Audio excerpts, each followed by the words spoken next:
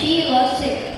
Asked me, is your work complete? Can you give me your copy? So I gave.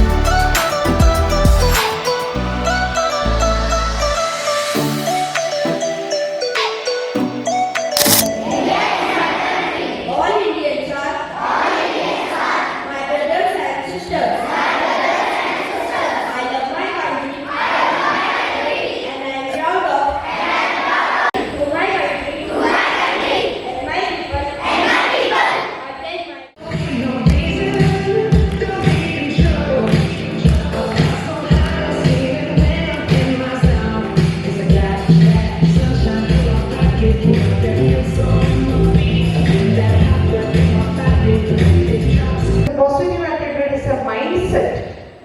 Am I correct? It is a mindset. We need that setting of our mind that helps you to see and recognize the opportunities.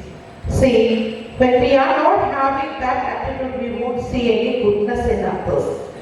So, my dear teachers and students, when we see the goodness among the students, we can, in the class, we can say how nice student he is or she is. He is ready to give, he is ready to help others. See, he is voluntarily coming up and helping others. With your plants. What's your secret? I talk to my plants every day. Water